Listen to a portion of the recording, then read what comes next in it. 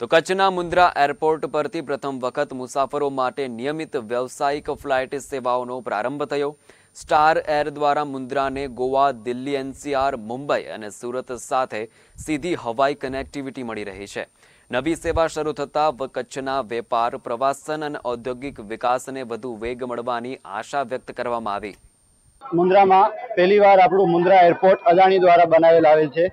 એમાંથી મુન્દ્રાથી ગાઝિયાબાદમાં ફર્સ્ટ એરપોર્ટથી આપણે ફર્સ્ટ ટાઈમ ટ્રાવેલ કરી રહ્યા છીએ ને બહુ સારું એક્સપિરિયન્સનો એક્સપેક્ટેશન રાખી છીએ ને ડેમ શ્યોર બહુ સારો એક્સપિરિયન્સ જ હશે and hoping for the best and just trying to be કે આજે આપણે બધા એકદમ સરખી રીતે લેન્ડ થઈએ, સરખી રીતે ડિપાર્ચર થઈએ।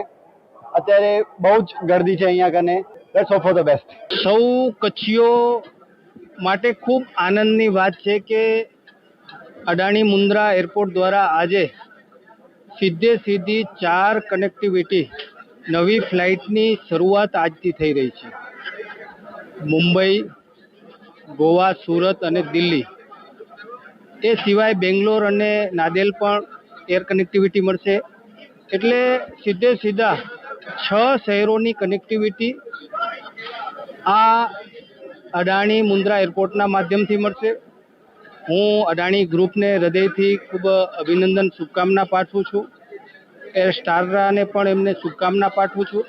આપણા દેશના વડાપ્રધાન શ્રી નરેન્દ્ર મોદી સાહેબ, જેમણે દેશમાં કનેક્ટિવિટી વધે, ચાહે રોડ કનેક્ટિવિટી હોય, એર કનેક્ટિવિટી હોય, રેલ કનેક્ટિવિટી હોય, અને જેનું પરિણામ અને એનો લાભ આજે કચ્છને મળ્યો છે।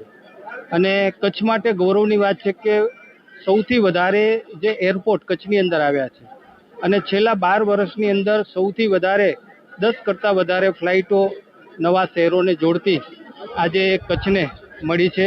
ત્યારે હું સૌ કચ્છીઓ વતી ખૂબ ધન્યવાદ કરું છું અને કચ્છીઓને શુભકામના। સ્વાભાવિક છે કે આપણે જોયું કે જે પ્રકારે આપણે અહીંયા ટુરિઝમનું એક હબ બન્યું છે। દર વર્ષે કચ્છની અંદર 5 થી 7 લાખ લોકો ફરવા માટે આવે છે, બાય રોડ આવે છે, રેલથી આવે છે।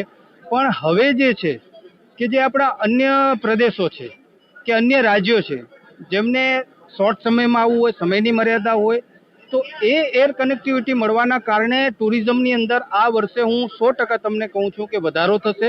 અને અન્ય જે રાજ્યના જે પ્રવાસીઓ છે એ કચ્છની અંદર આવશે। આનો સીધો લાભ જે છે કે ઉદ્યોગકારોને મળશે, વિદ્યાર્થીઓને મળશે, આમ જનતાને મળશે, પણ પ્રવાસન ક્ષેત્રે પણ ટુરિસ્ટોને મોટો લાભ થશે। એનઆરઆઈ લોકોને કનેક્ટિવિટીની વાત કરીએ તો એ મુંબઈ અને દિલ્હીથી આવતા હોય છે મોટા પ્રમાણમાં, અને સીધી મુંબઈ અને દિલ્હીની કનેક્ટિવિટી જ્યારે આ એરપોર્ટના માધ્યમથી જ્યારે પ્રાપ્ત થશે તો એનઆરઆઈઓને પણ સીધો આનો લાભ થશે।